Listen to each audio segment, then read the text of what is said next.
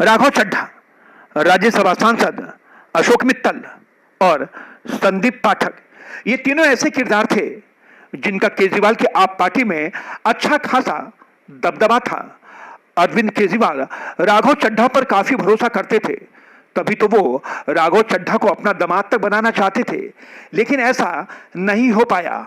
राघव ने केजरीवाल की बेटी के साथ शादी करने के बजाय फिल्म अभिनेत्री प्रियंका चोपड़ा की छोटी बहन परिणीति चोपड़ा के साथ शादी करके उनके अरमानों पर पानी फेर दिया था। बस तभी से दोनों के बीच मनभेद होने शुरू हो गए।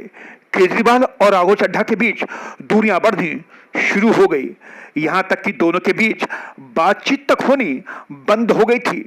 केजरीवाल के जेल जाते ही राघव चड्ढा इलाज कराने के बहाने विदेश चले गए थे। विदेश से वापस लौटने के बाद राघव चड्ढा ने केजरीवाल समेत आप पार्टी के तमाम नेताओं से दूरियां बनानी शुरू कर दी थी। बस फिर क्या था, केजरीवाल ने राघव चड्ढा को राज्यसभा में नेता पद से हटा दिया, यहां तक कि उनके बोलने पर भी पाबंदी लगा दी गई।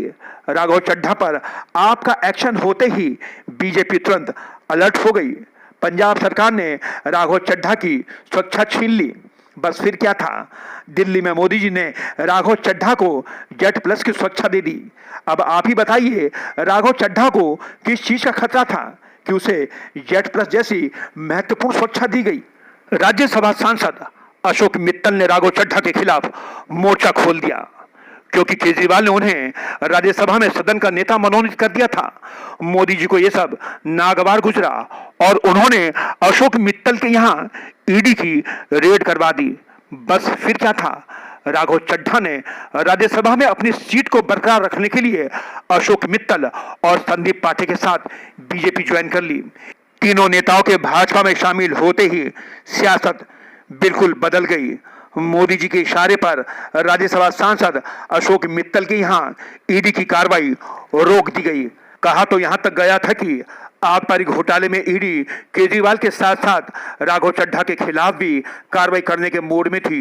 वो तो गनीमत हुई कि वो ऐन वक्त पर विदेश अज्ञातवास में चले गए, वरना केजरीवाल के साथ साथ वो भी तिहाड़ जेल की हवा खा रहे होते। अब सवाल खड़ा ये होता है कि ये तीनों नेता बीजेपी के लिए कितने उपयोगी साबित होंगे।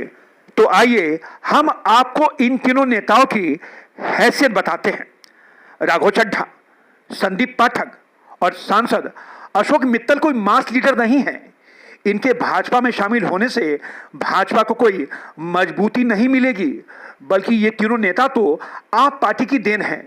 आपको याद होगा, आंदोलन से जन्मी आप पार्टी में तमाम लोग जुड़े थे, जिन्होंने बाद में नेता का चोला पहन लिया था।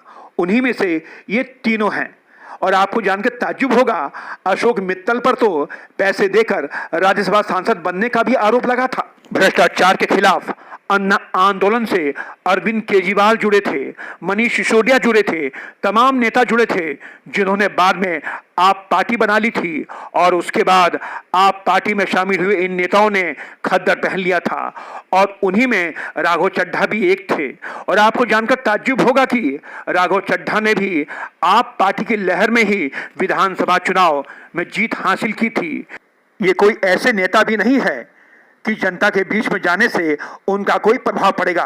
भाजपा ने एक रणनीति के तहत केजरीवाल को कमजोर करने के लिए इन तीनों को भाजपा में शामिल किया है। इनका कोई वजूद नहीं है। कहते हैं ना, अगर आप किसी अपाहिज की बैसाखी छीनकर भाग जाएं तो वो खुद को असहाय महसूस करने लग जाता है। ऐसा ही कुछ अरविंद केजरीवाल के साथ हो रहा है।